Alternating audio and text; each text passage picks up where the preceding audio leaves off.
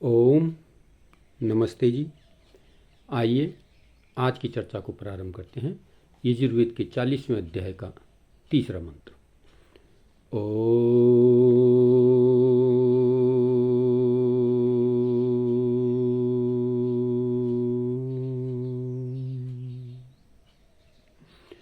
असुर्यानां ते लोका अंधेन तमसावृतः तास्ते प्रेत्यापि गच्छन्ति ये के चात्महनो जनाः। कहा,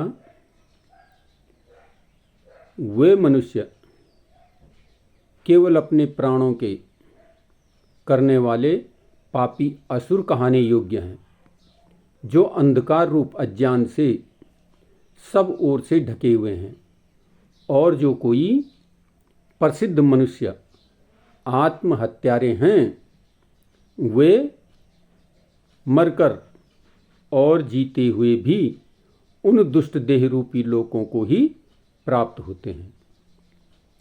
तो बहुत सुंदर चर्चा इस मंत्र में आई है। कहा, वे ही मनुष्य असुर, दैत्य, राक्षस, पिशाच आदि हैं। कौन? जो आत्मा में और जानते हैं, वाणी से और बोलते हैं और करते कुछ और ही हैं। ऐसे लोग कभी अज्ञान से पार होकर परमानंद रूप मुक्ति को नहीं प्राप्त कर सकते। ऐसे लोग निरंतर अज्ञानता में ही फंसे हुए रहते हैं, वो कभी मुक्ति को प्राप्त नहीं कर सकते। ऐसे पापी पुरुष अपने आत्मा के हनन करने हारे वेद में आत्महत्यारे कहे गए हैं। ऐसे व्यक्तियों को वेद में आत्महत्यारा कहा गया।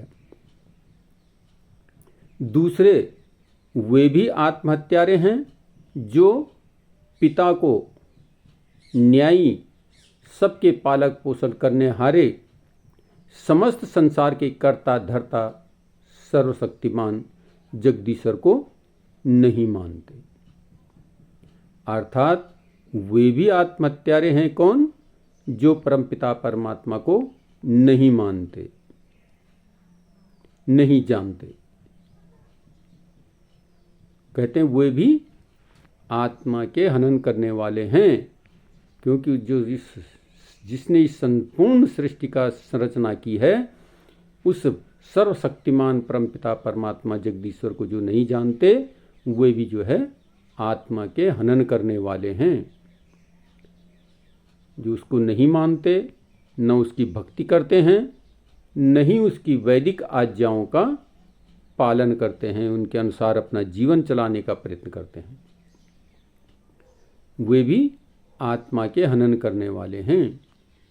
केवल और केवल विषय भोगों में फंसकर सारा जीवन उन भोगों की प्राप्ति के लिए लगा देना पामरपन नहीं तो और क्या हो सकता है। कहते सारा जीवन विषय वासनाओं के भोग की सामग्री को एकत्रित करने में ही अपना जीवन लगा देना, ये सबसे ज़्यादा जो है पामरपन का काम है, गंवार का काम है, बुद्धिहीन का काम है। उसको कहते हैं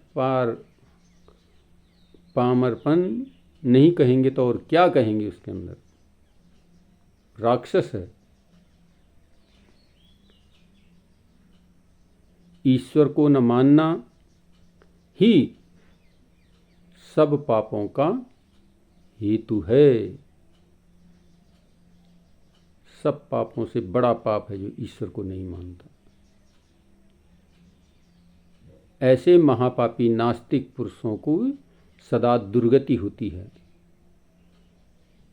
ऐसे नास्तिक पुरुषों की निरंतर दुर्गति होती रहती है। तो बहुत सुंदर चर्चा इस मंत्र में आई है।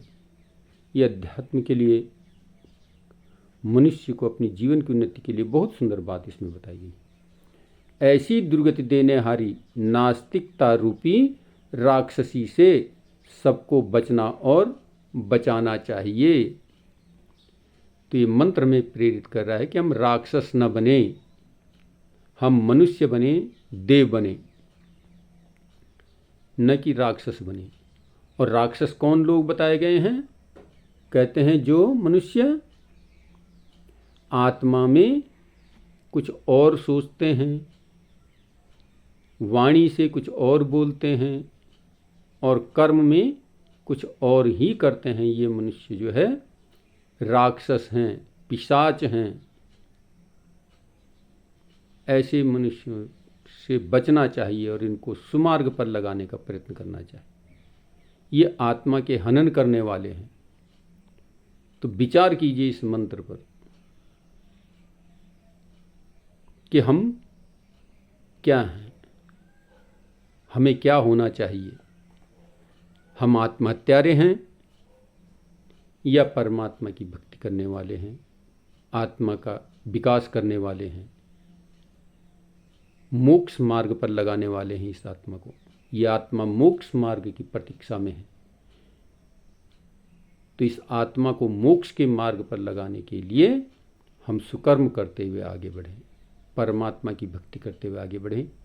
जो मन में विचार करें वही वाणी से बोलें और उसी को कर्म में परिवर्तित करें। ये श्रेष्ठ और महान पुरुषों का कार्य है जो वेदानुकूल अपने जीवन को चलाते हैं। वही ये कार्य कर सकते हैं।